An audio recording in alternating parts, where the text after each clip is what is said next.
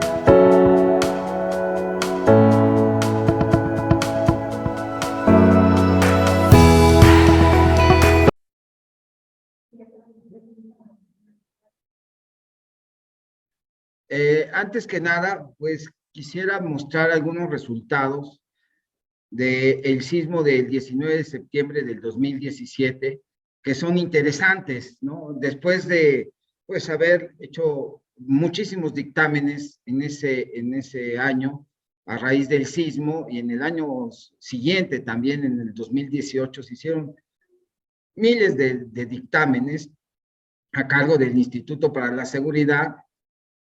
Y no me refiero a cédulas de inspección posísmica, que son muy rápidas y se hicieron inmediatamente después del sismo, sino me refiero a dictámenes, ¿no?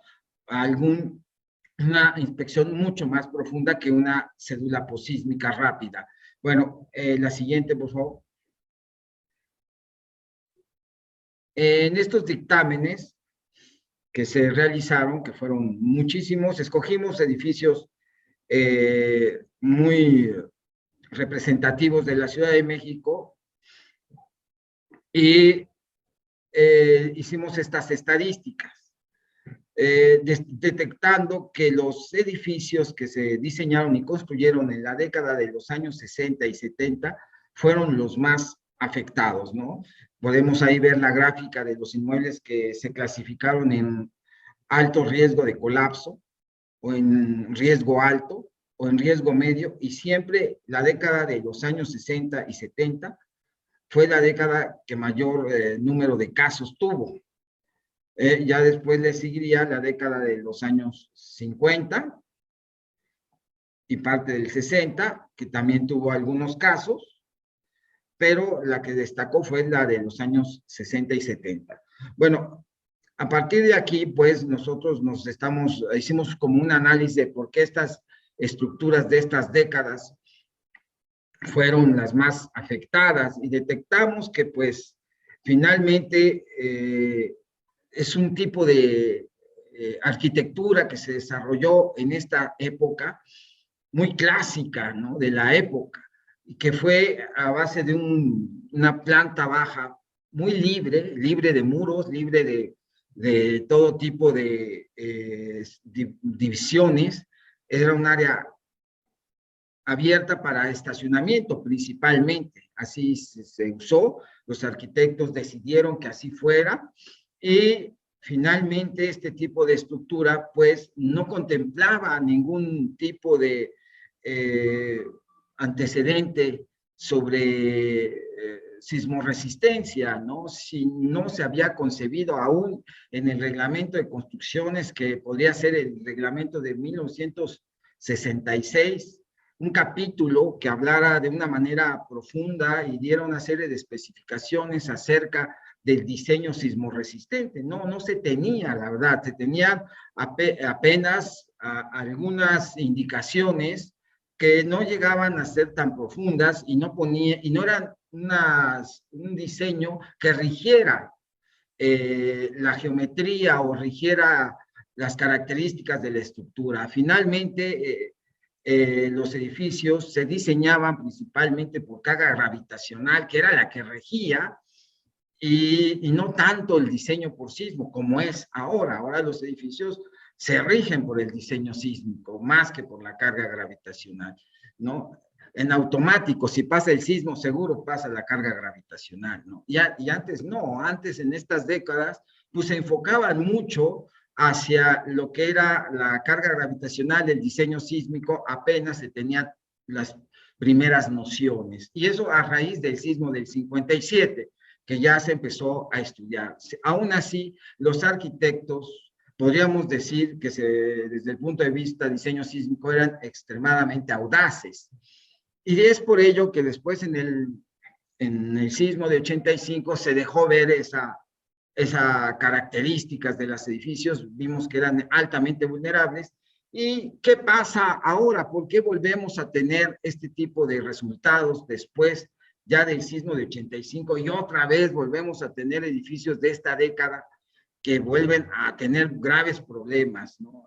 Entonces, pues resulta ser que pues no se hizo nada, o sea, sí cambiamos el reglamento, que es muy importante el cambio del reglamento, pero pues aquí nos está diciendo el sismo del 17 que pues puedes cambiar el reglamento y puedes hacerlo muy bueno y muy de vanguardia, pero si no atacamos nuestro pasado, y aquí sí vale voltear hacia atrás, no atacamos estos antecedentes que tenemos de edificios, pues vamos a seguir siendo una ciudad muy vulnerable. El problema de la Ciudad de México, yo no creo que ya sean los sismos. Los sismos creo que le hemos encontrado el modo y el mecanismo. Los resultados que tenemos aquí en esta gráfica se pueden ver después del sismo de el 85, son bajísimos los que tuvieron daños en este sismo. Entonces está claro que ya podríamos tener que decir que tenemos controlado el sismo para las edificaciones nuevas. Un porcentaje muy bajo puede ser que resulte dañado, pero ya es un porcentaje bajo. Ya podríamos decir que la ciudad a partir del 85 y sus edificios nuevos a partir del 85 son resilientes, pero no así con nuestro pasado. Entonces, este es el problema que hay que enfocarnos. La siguiente, por favor. Otro tema que encontramos, aparte de la época en que se construyó el edificio, pues es el tipo de daño. Y aquí pues está claro que después de un sismo, si vamos a tener daños, pues van a ser en elementos estructurales y en elementos no estructurales. Bueno, eso no me sorprende, tanto en los edificios de alto riesgo, riesgo medio y riesgo alto, bueno, teníamos esos resultados que eran previsibles. Sin embargo, por ahí salió un tipo de daño que la verdad no nos los esperábamos, pero fue muy evidente, que es la falta de mantenimiento. O sea, aquí está claro que el mexicano no tiene esa cultura del mantenimiento en sus edificios. O sea, al edificio hay que cuidar, pero ¿saben? Eso cuesta, y cuesta caro, el estar dándole mantenimiento a los edificios, el estar viendo que hay una filtración, porque hay genera grandes humedades, y no nos preocupamos, y ahí se queda, pero eso está deteriorado. Tienen filtraciones, sobre todo las de azotea, porque no hay esa impermeabilización cotidiana que impida que el agua penetre a la losa y esa agua pues empiece un proceso de oxidación con respecto a las barras, las barras de refuerzo que tienen las losas, y al rato pues todo una losa completamente deteriorada, ¿no? Y así pasa con los muros de tabique también se van deteriorando con la humedad. Entonces, este daño, esta falta de mantenimiento provoca un daño que sí hace vulnerables a las edificaciones. Y eso ya depende de nosotros, ya no es el sismo aquí el que nos está afectando la estructura, ¿no? Y tampoco nos podríamos dejar sentir sorprendidos de que algo pase cuando estamos viendo que la edificación está altamente deteriorada y de repente se colapsa una losa. Bueno, no podemos decir que nos sorprendió, ¿no? Se puede prever al ver las condiciones del edificio, ¿no? Este es otro mensaje que nos da el sismo. Adelante.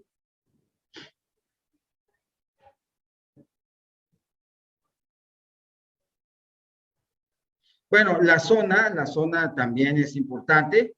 Esto ya sabíamos que las zonas lacustre, esta es la Ciudad de México, los diferentes tipos de suelo que hay, es la zona geotécnica, y podemos ver todos estos puntitos que se ven en las gráficas, son los edificios que se ubicaron en alto riesgo, los del lado izquierdo. Después los de en medio son riesgo alto y los amarillos son riesgo medio. Y como ven, pues todo se concentra en esa zona que es la zona 3A, y parte de ella es la zona de transición. También hubo grandes afectaciones de estos edificios. Entonces, también tenemos que tener mucho cuidado, y todo las acciones que hagamos sobre resiliencia, para mejorar la resiliencia de la ciudad, pues tienen que estar enfocados justamente a estas zonas, que son las zonas de mayor peligro sísmico. Las otras zonas no es que no importen, pero estas son las prioritarias, ¿no? Entonces, si hay una zona a atacar, es esta zona, y no es toda la Ciudad de México, es esta parte que se está viendo claramente dónde están ubicados los edificios afectados. La siguiente. Bueno, para esto, pues empezamos a hacer una serie de reformas al reglamento que son indispensables. Entre ellas, se activaron una serie de artículos que fueron suspendidos el 10 de noviembre del 2016. Estos artículos, en su gran mayoría, son tendientes a mejorar las condiciones laborales de los DRO y los corresponsables. Esto se hizo el 2 de abril del 2019. La siguiente. Entre los artículos que se reactivaron, por ejemplo, fueron unos aranceles que se habían ya propuesto, se publicaron y se quitaron, pero bueno, ahí están los aranceles mínimos para los auxiliares de la administración, ya están en activo, ahora sí. El control de los DRO y de los corresponsables se realiza en el Instituto para la Seguridad de las Construcciones, nos abocamos de lleno a ellos. Los artículos 35 y 39 se propone el contrato de prestación de servicios profesionales entre el propietario y el auxiliar de la administración. También en este artículo 35 y 39, en otra fracción, es la actualización profesional obligatoria a todos los auxiliares de la administración, que son todos los corresponsables y el DRO. Se reactivó el artículo 42 relativo a las sanciones para los auxiliares de la administración.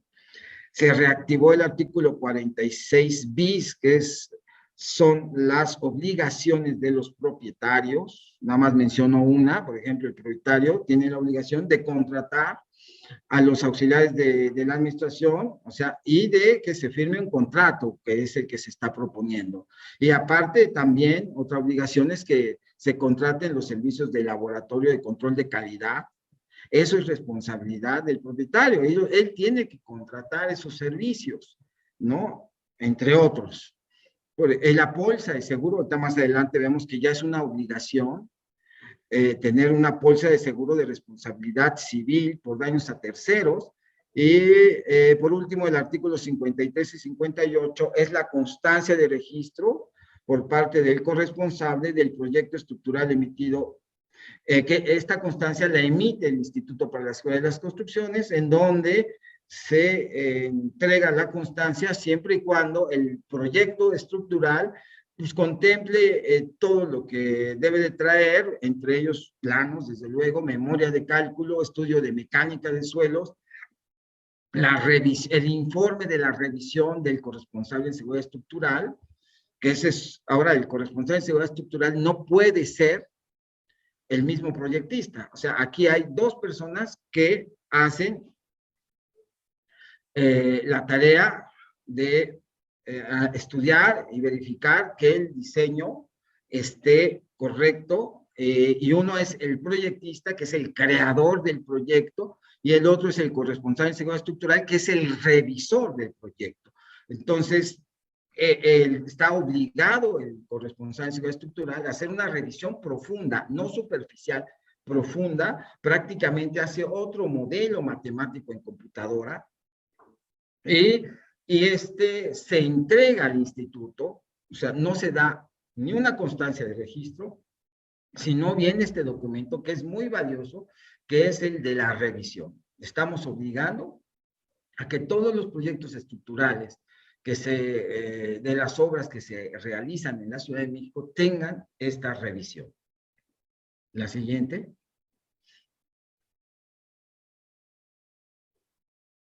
Bueno, otra publicación que se dio, o son 3 publicaciones que se dieron más bien, que son complementarias al reglamento de construcciones.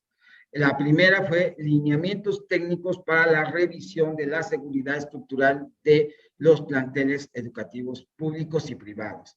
Digo, a raíz de los resultados dramáticos en el sismo del 2017 con respecto a una escuela, que era una escuela privada, pues dijimos, bueno, lo que tenemos que hacer con las escuelas es una revisión profunda de cada una de ellas.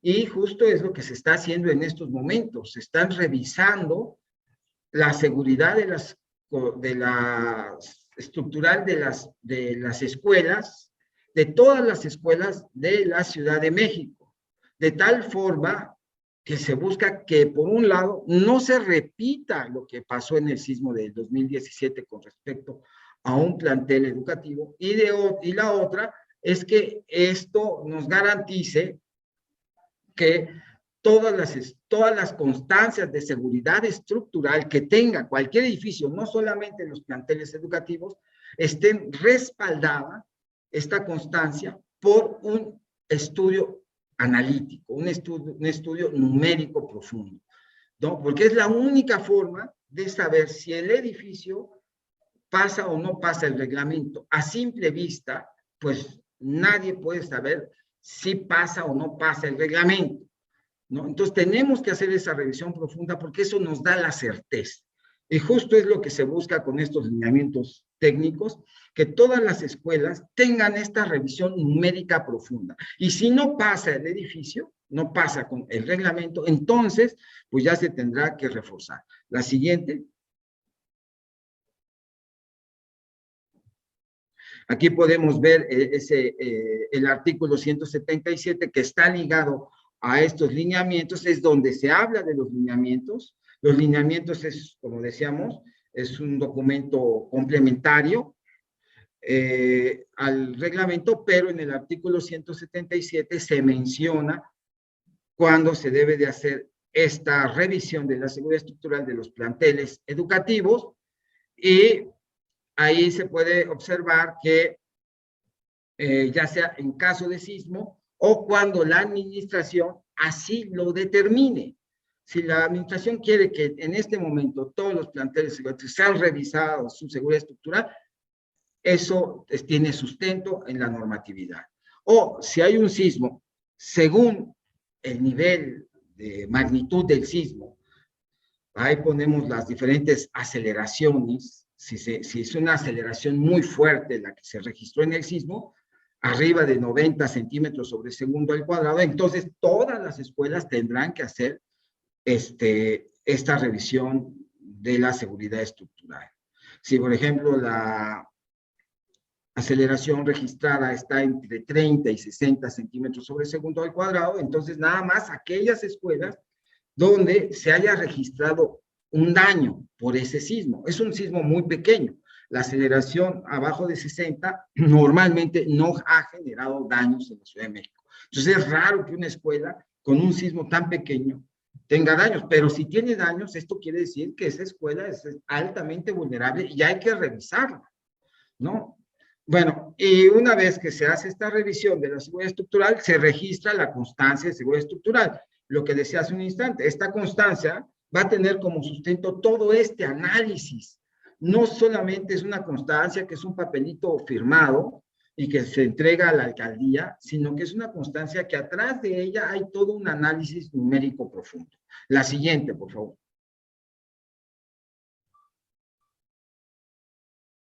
Bueno, este es el recorrido no lo voy a explicar, está muy detallado, pero es el recorrido que normalmente tienen que hacer los propietarios de los planteles educativos privados, que es la contratación de un especialista para que realice esa revisión numérica.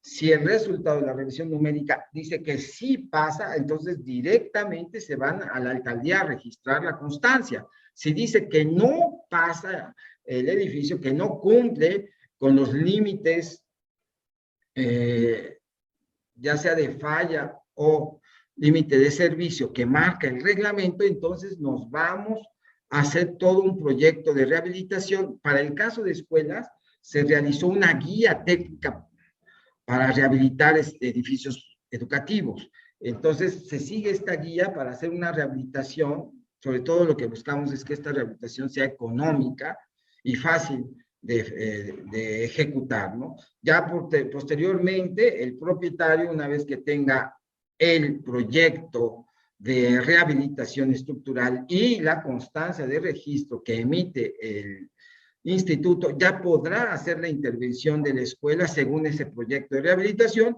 Una vez terminada la intervención, bueno, pues se obtiene la constancia de seguridad estructural. Este es el proceso a grandes rasgos.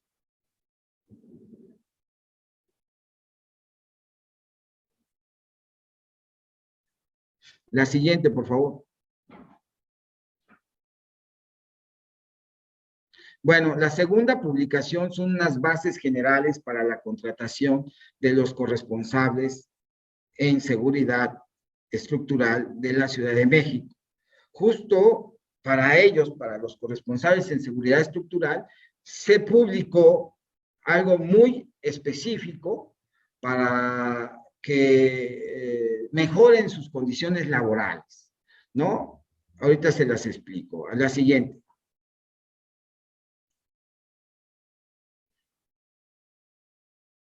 La primera es que debe de haber un contrato de prestación de servicios. En estas bases se presentan los alcances del contrato, es una guía que debe de haber en ese contrato, los alcances. Aparte, pues se presentan los honorarios profesionales que también debe de percibir el corresponsable con los aranceles. Aquí los aranceles son los aranceles mínimos. O sea, el corresponsable, a partir de esta referencia que le estamos poniendo en estas bases de contratación, le estamos definiendo un arancel. Ese arancel es mínimo. Si cobra más, qué bueno, pero no puede cobrar menos. O sea, lo que buscamos es que el costo de los servicios de un corresponsable de seguridad estructural no se devalúe. Porque antes de existir estos aranceles, pues, evidentemente, los propietarios de los futuros edificios que contrataban a un corresponsable se iban por el más bajo costo de sus servicios. Entonces, contrataban al que cobrara menos y por ello, pues, se iba devaluando el costo de estos auxiliares de la administración. Entonces, con esto, el que no cumpla con estos aranceles mínimos, desde luego estará cometiendo una falta. Esta falta es la de no cumplir con el reglamento de construcciones y se harían acreedores a una amonestación como corresponsables en seguridad estructural. Entonces, están obligados a cumplir con estos aranceles mínimos. También se da una guía de cómo deben de utilizar la bitácora de obra. La bitácora de obra después, durante la obra o después de que ya se terminó la obra, es una herramienta valiosísima desde el punto de vista jurídico, donde ahí puede haber un deslinde de responsabilidades, pero hay que saberla utilizar, hay que saber qué tipo de notas y cómo deben de ser puestas estas notas en el desarrollo de la obra para que el día de mañana, pues, el corresponsable y cualquier otro actor que está participando en la obra, pues pueda decir, miren, yo se los dije y aquí está mi nota y aquí está mi firma y ustedes también firmaron, ¿no? Entonces es muy importante el uso de la bitácora. Desgraciadamente hay obras en donde pues, las bitácoras no se utilizan, eso está mal. Y pues aquí estamos haciéndolo también obligatorio el uso de la bitácora. Y también nos muestra ahí esta bitácora que el corresponsable estuvo presente en la obra poniendo notas, ¿no? Es como pasar lista también. La siguiente.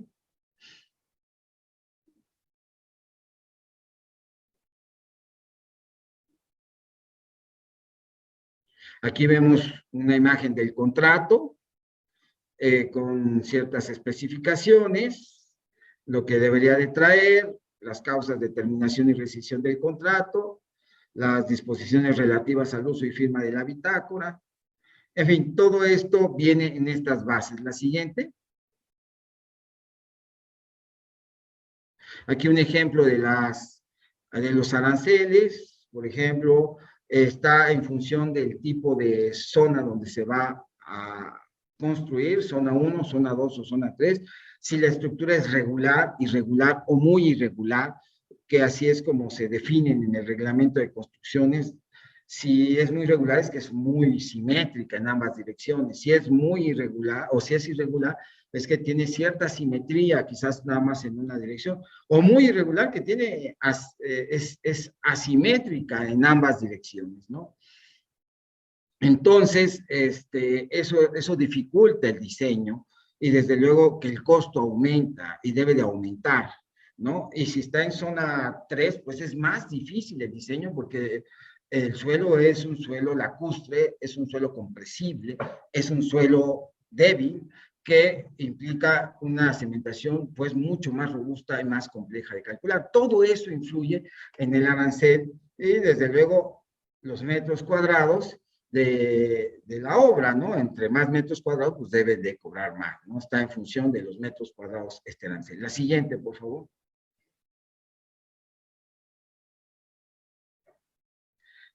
También se cobran las visitas en función, y estamos aquí proponiendo que al corresponsable, que es el que realiza las visitas, tenga también un residente en las obras y se incluye los honorarios del residente del corresponsable en la obra. La siguiente.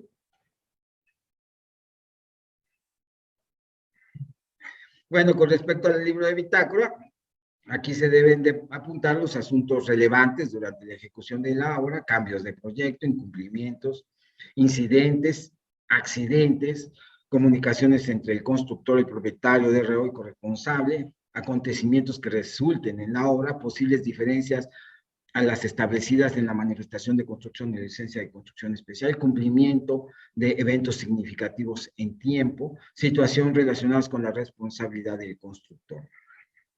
La siguiente.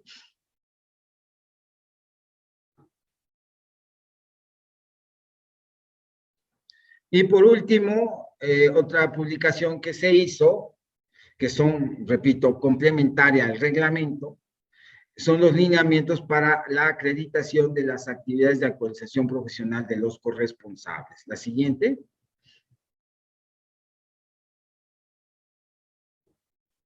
Esta actualización puede ser presencial, en línea o mixta, ¿no?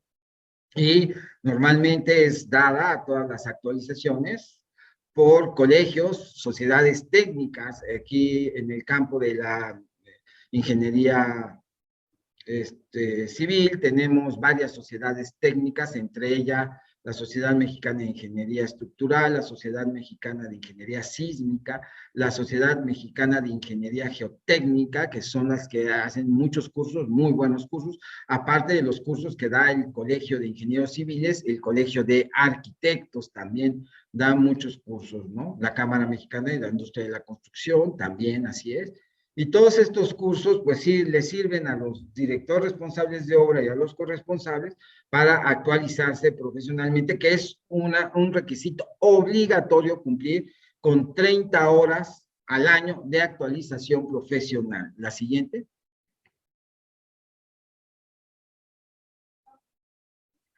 Los temas es diseño estructural, procedimientos constructivos, tecnología de materiales, ética e integridad, normatividad y su cumplimiento, geotecnia e ingeniería sísmica, entre otros temas importantes que se dan en esta área. La siguiente.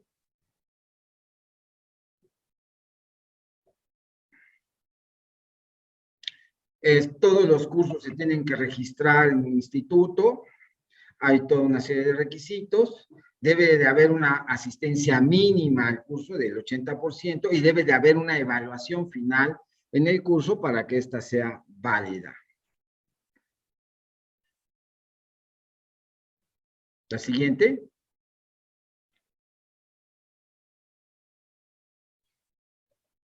Como les decía, el tiempo mínimo por año es 30 horas de actualización profesional. Pues debe de haber una constancia de actualización, que esa es la que presentan los auxiliares de la administración en el gobierno, donde acreditan sus horas. Aquí se suman las horas de las diferentes constancias de sus cursos. El caso es que tienen que sumar de 30 horas para arriba. La siguiente.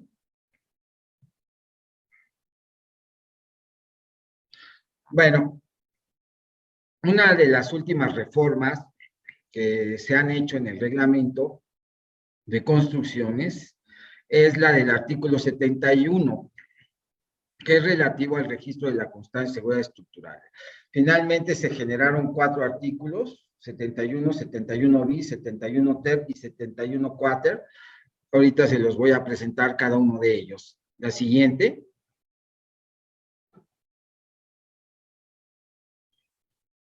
El 71 se refiere al registro de la constancia de seguridad estructural, siendo necesaria una revisión de los estados límites, el de servicio y el de falla, ¿no? Bueno, pues si el registro obligatorio de la constancia nos obliga a hacer esa revisión que les platicaba hace un momento que se está haciendo ya en las escuelas, ahora para todos los edificios que pertenezcan al grupo A y al grupo y al subgrupo B1. O sea, todos los edificios del grupo A son aquellos que son importantes por su uso, por ejemplo, hospitales, escuelas, terminales de camiones, aeropuertos, o sea, son edificios importantes por su uso. Y los edificios del subgrupo B1 son aquellos que son importantes por sus dimensiones, edificios que rebasan cierta altura, por ejemplo, pues todos esos edificios de Paseo de la Reforma, pues todos son grupo A por sus dimensiones, aunque sean de oficinas, son grupo A por sus dimensiones, ¿no? Tanto en altura como en superficie, ¿no? Y entonces se les realiza, si un corresponsable se le solicita que saque la constancia de seguridad estructural, bueno, antes nada más era llenar un papelito y entregarlo a la alcaldía. Ahora es efectivamente llenar ese papelito, pero hacer una revisión numérica profunda para ver si hay cumplimiento de los estados límites de falla y de servicio, ¿no? Si cumple, bueno, entonces ya se va directo a la alcaldía a registrar la constancia de seguridad estructural. Si no cumple después de esta revisión, pues habría que hacer una rehabilitación del edificio. Y nos vamos a, una vez terminada esta rehabilitación, nos vamos justamente a registrar la alcaldía. Esto justo es lo que yo les decía que está atacando, lo que era lo más vulnerable de la Ciudad de México, y que si viene un sismo de la misma magnitud o más que el de 2017, pues todos estos edificios viejos que están obligados a sacar su constancia de seguridad estructural, ahora están obligados a cumplir con los estados límites del reglamento. Entonces, esto sí es una acción contundente para obtener resiliencia en esta ciudad.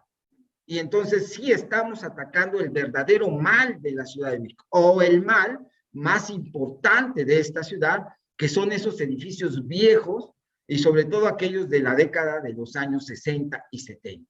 Con esto, todos estos edificios viejos se tendrán que rehabilitar es lo más probable. Poco a poco se va a ir haciendo esto y vamos a llegar a tener una ciudad pues en mejores condiciones de recibir el próximo gran sismo, ¿no?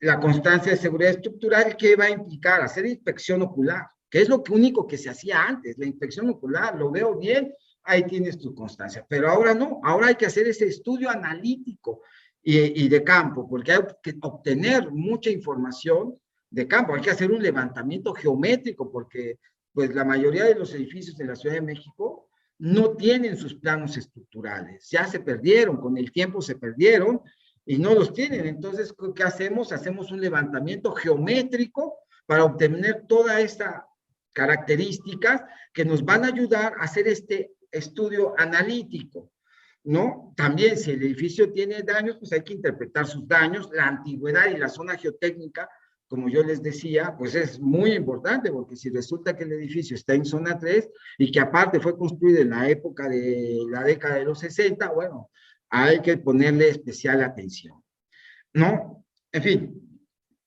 la siguiente. El 71 bis se refiere exclusivamente a la renovación de la constancia que se hace cada 5 años o después de un sismo con aceleración mayor a 90 centímetros sobre segundo al cuadrado, o cuando así lo determine la administración. Si la administración de repente decide que todos aquellos edificios del grupo A o del grupo o subgrupo B1 tienen que obtener su constancia o renovar su constancia, bueno, se tendrá que renovar. Es una atribución del gobierno, ¿no? Todo esto se tendría que publicar en la Gaceta Oficial de la Ciudad de México para que todo el mundo esté enterado de esta disposición. La siguiente.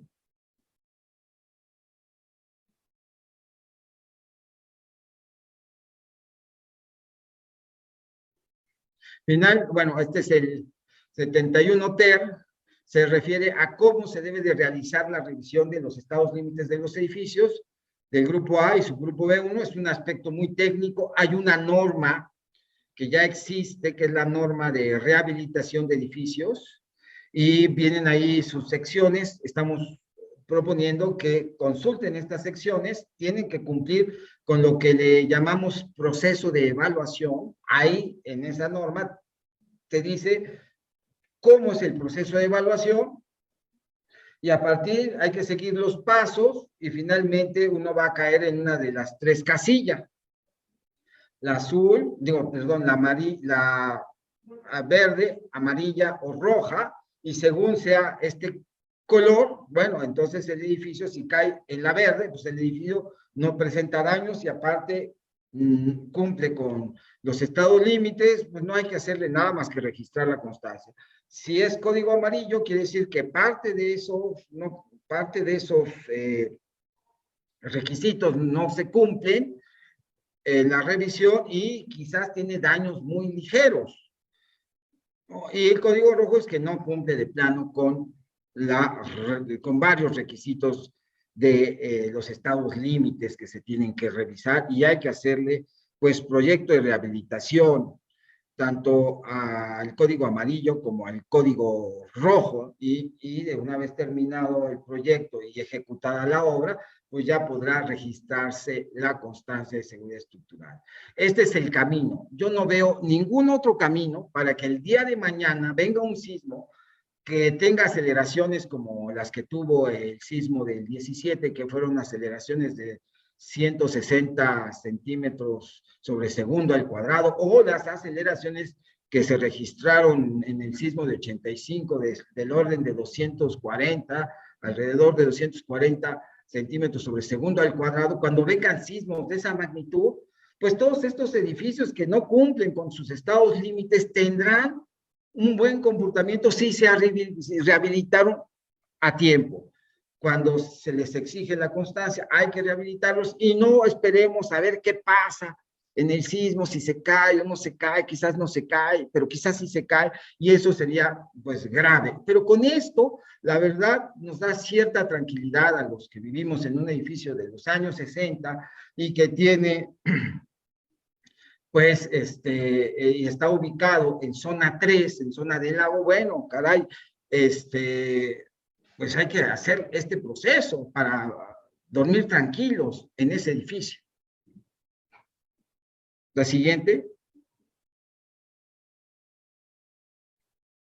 Y por último, el artículo 71 cuáter, que pues se refiere a cuándo y cómo debe de realizarse la revisión de seguridad estructural de los planteles educativos. Este es exclusivo de los planteles educativos, este es el que ya teníamos y ya nada más le pusimos un nuevo nombre que es el artículo 71 cuáter, pero que ya se los expliqué anteriormente, ¿no? Sobre las escuelas y sobre los lineamientos técnicos para la revisión de la seguridad de planteles educativos. La siguiente.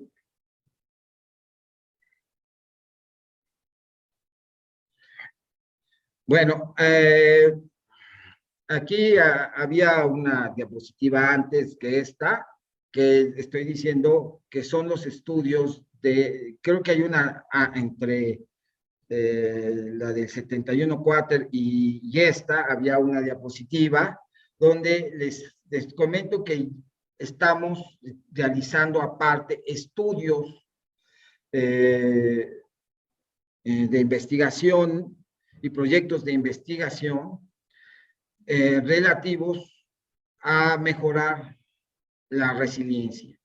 Entre los estudios más importantes que estamos desarrollando es el estudio de vulnerabilidad de edificaciones existentes, que pues es justamente atacar esa parte de edificios que pues son los vulnerables, no los nuevos, no los que se construyeron después y diseñaron después del sismo de 85, sino los que estaban antes. Ese es el objetivo de este estudio, detectar todos esos edificios que a simple vista son vulnerables, ¿no? En el sismo del 19 de septiembre, los edificios construidos antes del 85 fueron los más afectados. Más del 80% de los edificios construidos antes del 85 son los que tuvieron daños. Entonces, eso pues nos está dando una señal. La mayoría de los edificios existentes, afortunadamente, no presentaron daños. Eso quiere decir que hay un número mucho, pero mucho mayor de edificios que no sufrieron daños, afortunadamente. La idea es detectar los inmuebles con mayor vulnerabilidad. Este estudio se está haciendo en conjunto con el Instituto de Ingeniería de la UNAM, ¿no? Y hay varias etapas. Primero, hace algunos años, se estudió la metodología a seguir para el estudio de vulnerabilidad. Hay varias formas de estudiar esto y entonces, pues, se desarrolló una metodología muy particular para la Ciudad de México. La segunda etapa es detectar los edificios con alta vulnerabilidad, en la cual es la etapa en la que nos encontramos, en la zona de mayor peligro sísmico, o sea, no en toda la Ciudad de México, sino en aquellas zonas donde históricamente pues se tienen daños en los edificios producto de los sismos. Ya una vez terminada esta parte, vamos a estudiar con mayor profundidad estos edificios que están detectados con alta vulnerabilidad. Ya quizás se les tenga que desarrollar un dictamen mucho más profundo y detectar si muchos de ellos requieren del proyecto de rehabilitación, ¿no? Y pues la última etapa sería la ejecución de este proyecto de rehabilitación. El objetivo principal es reducir las pérdidas humanas ante la acción de sismos intensos. No olvidemos que en el sismo del 2017, pues murieron más de 250 personas. Entonces, eso es un número importante para la Ciudad de México. Entonces, es reducir este número, ¿no? Y desde luego, como segundo punto de interés, es disminuir el número de edificios con vulnerabilidad alta ante sismos. Esto nos va a llevar a tener una reacción después del sismo, pues manejable, una reacción tanto de reconstrucción como de recursos que puede ser manejable, ¿no? Disminuir el costo del sismo es muy importante también. La siguiente.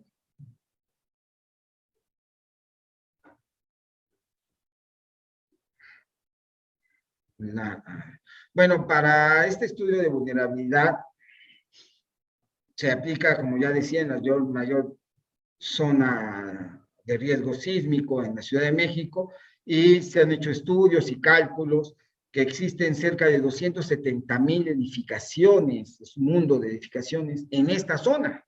Entonces, seguro dentro de estos 270,000 edificios, pues hay varios que tienen problemas de vulnerabilidad, ¿no?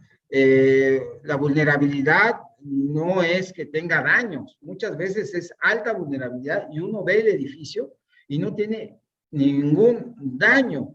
¿Por qué? Porque la vulnerabilidad es un estudio que va más allá de los daños. Desde luego que son importantes si es que los tienen, pero ahí vemos en la gráfica ciertas características que se observan para ver y analizar la vulnerabilidad, entre ellos la geometría del edificio, si es regular, si es irregular, la edad, si es de la década de los años 60, 70, cuidado, ¿no? Ahí lleva un tache. Si el edificio no tiene separación de colindancia, ese es otro punto muy importante, o si el edificio se encuentra ubicado en una esquina donde tiene prácticamente dos muros ciegos, dos fachadas y dos muros ciegos, cosa que le genera una serie de esfuerzos de torsión muy importante, ¿no? Aparte, bueno, hay otro punto muy importante, el número de niveles, ¿no? Y que las características dinámicas del edificio no coincidan con las características dinámicas del suelo, porque entonces vienen los famosos, o el famoso efecto de la resonancia, ¿no?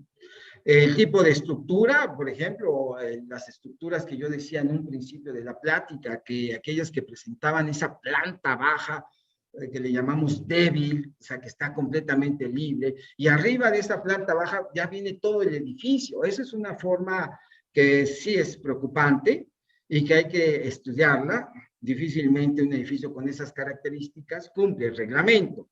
Bueno, y el subsuelo, que es vital, si el edificio ya presenta hundimientos, desplomo y cosas de ese estilo, bueno, o emergimiento, que es otro fenómeno, entonces podríamos decir que es otro tache para el estudio de vulnerabilidad de ese edificio. La siguiente, por favor.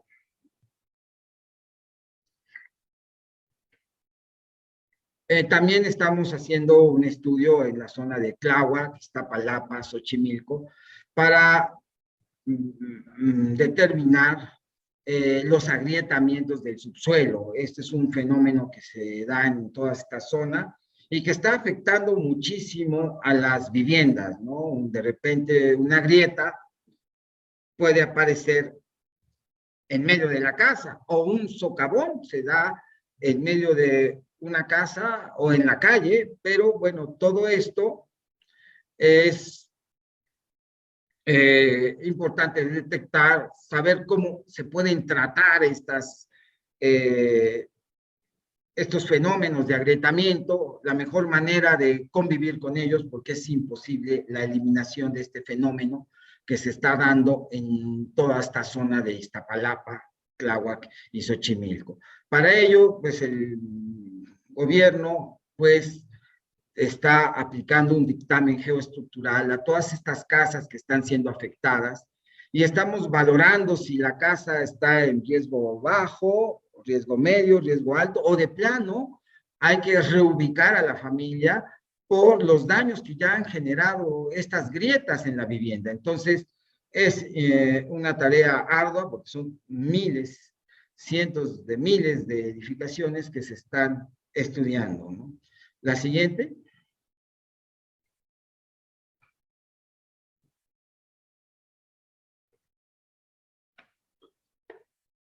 Otro tema muy importante que estamos atacando son proyectos de investigación, es la brecha de Guerrero, que es en la costa del estado de Guerrero, que tiene una longitud de 230 kilómetros aproximadamente, y no se ha registrado actividad sísmica importante, ¿no? Entonces, no sabemos si en verdad aquello está acumulando mucha energía o de plano sí se está moviendo, pero no estamos sintiendo los movimientos. Es lo que le llama sismos silenciosos, ¿no? O sea, que se mueve, pero nadie lo siente porque el movimiento de las placas tectónicas es muy lento. Entonces, la gran incertidumbre es que si se da un sismo aquí y se está acumulando mucha energía, entonces el sismo es tan próximo a la Ciudad de México que nos puede generar un alto grado de daño, ¿no? Entonces, esto, pues, es una incertidumbre que con este estudio, bueno, tratamos de disipar. Entre lo que consiste es instrumentar en esta zona equipo especial, electrónico, sismogeodésico, que por un lado registra las mediciones geodésicas y el movimiento sísmico mediante un acelerómetro triaxial que está integrado a esto, entonces tiene un GPS y que genera, y que ve cuánto se está moviendo la placa, si es que se está moviendo, y al mismo tiempo nos genera, pues, las características del movimiento con este acelerómetro triaxial, ¿no? En la primera etapa se define la ubicación de la red de estaciones de equipo sismo geodésico. A cada 15 kilómetros se está instalando uno de estos equipos. Y la segunda etapa ya es instalarlo, ¿no? Eso es lo que estamos ahorita haciendo. Esto se está haciendo con el Instituto de Geofísica de la UNAM. Estamos colaborando con ellos para que esto finalmente llegue a lograrse. Entonces ya tenemos una parte de esta red instalada, ya hay resultados, cosa que pues nos deja ver que sí se está moviendo de alguna forma las placas. Los objetivos de determinar el acoplamiento en la interfase de las placas, determinar los sismos silenciosos que yo se los comentaba hace un instante, son sismos que no generan ondas, pero ocurren lentamente a lo largo de varios meses. Y construir un mapa de intensidades. Todo esto lo está haciendo el Instituto de Geofísica de la UNAM con el apoyo económico de parte del gobierno de la Ciudad de México. La siguiente, por favor.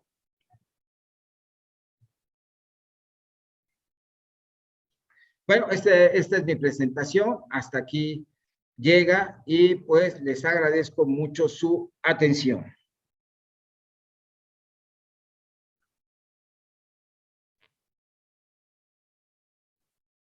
Muchas gracias. Hay muchas preguntas. Aquí tenemos varias preguntas.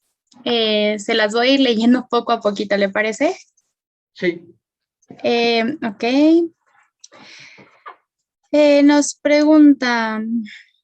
Ay, permítame.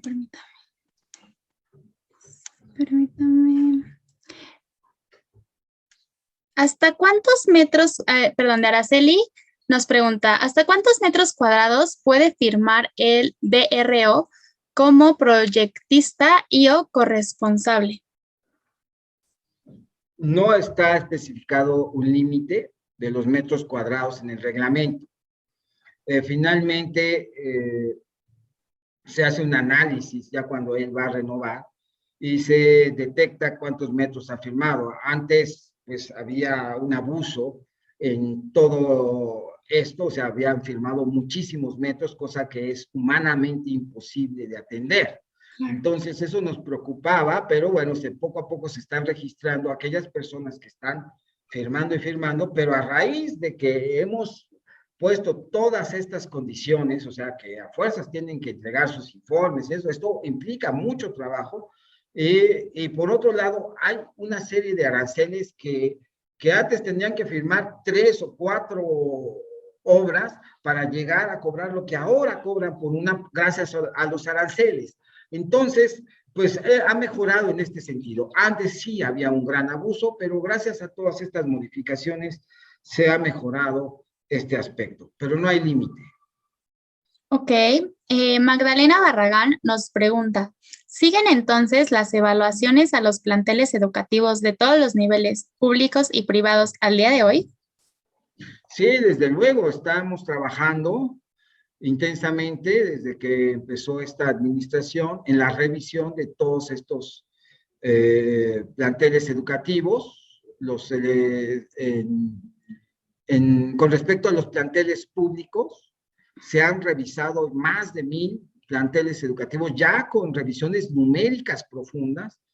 O sea, nada más un dato, cada plantel educativo puede estar conformado por 5, 4, quizás 3 edificios estructuralmente independientes. Entonces, si estoy hablando de que llevamos del orden de 1000 edificios revisados numéricamente, o sea, todo un modelo matemático en computadora, se revisan si pasa o no pasa los elementos, digo, los elementos estructurales pasan o no pasan con respecto a los estados límites.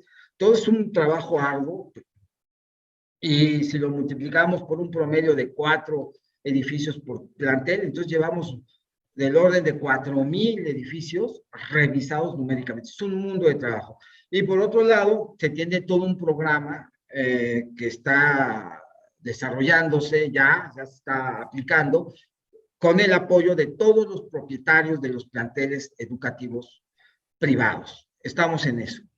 Perfecto, muchísimas gracias.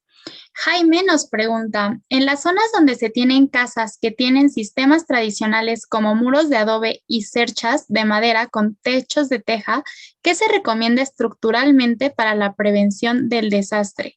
Tengo una confusión entre el significado de resiliencia en los edificios. ¿Podría explicar de nuevo a qué se refiere el término edificios resilientes, por favor? Sí, bueno, primero, el tema de la autoconstrucción, que es un tema muy importante aquí en la Ciudad de México, dado que pues muchísimas viviendas, sobre todo en la periferia de la ciudad, se están construyendo con métodos de autoconstrucción. O sea, la misma gente construye y muchas de esas construcciones no obedecen a un proyecto estructural con cálculos y realizado por un especialista, ¿no? Es una autoconstrucción que ahí va y que se realiza porque pues son las necesidades de la familia, de tener un cuarto más y se construye, ¿no? Entonces, pues es un riesgo. Yo pues al respecto de todas estas viviendas, si alguien tiene alguna duda con respecto a su estructura y pues esta persona sabe que fueron hechas con técnicas de autoconstrucción, pues entonces pues yo les recomendaría que se asesoren con un especialista que inspeccione la vivienda si es que ya presenta algún tipo de daño y que pues les dé ciertas recomendaciones a seguir, ¿no? Pero sí es todo un tema la autoconstrucción y puede ser de adobe y puede ser de muros de tabique o bloques de arena, cemento, en fin, o puede ser de concreto o de acero, pero toda la autoconstrucción que no obedeció a un proyecto es una construcción con cierto riesgo, ¿no? Y la segunda pregunta que decía, ¿cuál era?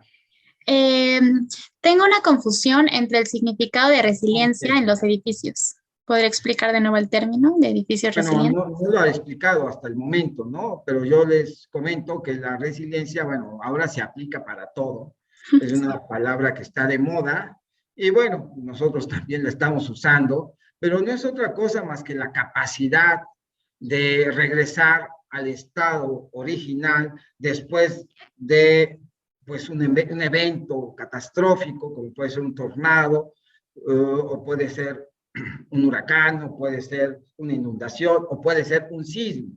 Entonces, ¿qué capacidad tendrá la Ciudad de México para que después de un sismo intenso regresemos al estado de origen, antes del sismo, ¿no? Y eso está en función, pues, de la calidad de las construcciones. Entonces, un edificio resiliente, que así se le llama, es aquel que está diseñado con toda la normatividad y que al final es un edificio que está preparado para recibir pues un sismo y resistir un sismo de gran magnitud y a los X días ya estar otra vez funcionando. Claro. Jorge Herrera nos pregunta, ¿cuál es su expectativa a corto plazo respecto a la mejora regulatoria y las políticas públicas en temas de construcción pro edificios resilientes en la Ciudad de México? Pues yo creo que nuestro reglamento ya está muy avanzado y esto lo demostró ahora con el sismo del 17, ¿no? Los edificios construidos con el reglamento después del 85 estuvo el reglamento del 87. Con ese reglamento se construyeron muchos edificios. Después vino el del 93. Después se actualizó al 2004 y ahora se actualizó al 2017. Todos estos reglamentos pues ya han hecho que el reglamento sea un reglamento de vanguardia.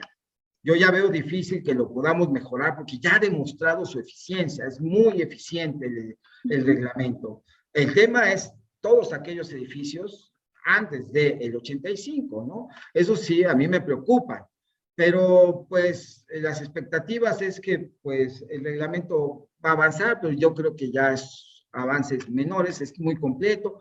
Avanzaremos según el desarrollo científico y tecnológico, estamos haciendo muchas investigaciones, eso sí, los cambios al reglamento obedecen no a caprichos, no a sentimientos, obedecen a resultados de investigación y desarrollos tecnológicos, ¿no? Así es, si hay grandes desarrollos tecnológicos, seguramente vamos a tener una normatividad que va a estar reformándose.